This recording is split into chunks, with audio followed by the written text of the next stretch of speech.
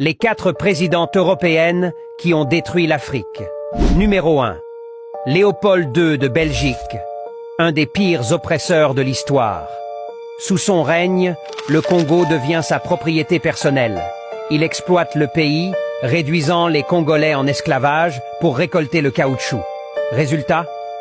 10 millions de morts en moins de 25 ans. C'était un véritable génocide économique. Numéro 2. Jules Ferry, France. En France, Jules Ferry, fervent défenseur de la colonisation, prétendait que c'était une mission civilisatrice.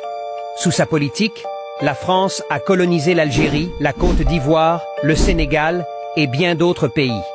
Cette colonisation a exploité les ressources, détruit les cultures locales et imposé une domination brutale sur les peuples africains.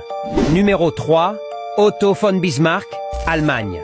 Otto von Bismarck, le chancelier allemand, a organisé la conférence de Berlin en 1884. Résultat, l'Afrique a été découpée en morceaux entre les puissances européennes sans que les Africains aient leur mot à dire.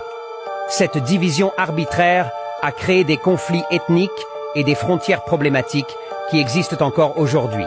Numéro 4. Winston Churchill, Royaume-Uni. Winston Churchill, bien qu'il soit célébré pour avoir dirigé le Royaume-Uni pendant la Seconde Guerre mondiale, il était aussi un fervent défenseur de l'Empire britannique. Sous son mandat, le Royaume-Uni a continué d'exploiter des pays comme le Kenya, l'Afrique du Sud et bien d'autres, avec des politiques oppressives qui ont appauvri les populations locales. Ces dirigeants ont laissé des cicatrices profondes sur le continent africain. La colonisation européenne a bouleversé des civilisations entières, pillé des ressources naturelles et laissé un héritage de conflits encore visible aujourd'hui. L'Afrique se relève, mais les blessures sont encore présentes. Qu'en penses-tu ? Dis-le-moi en commentaire et abonne-toi pour plus de vérités historiques.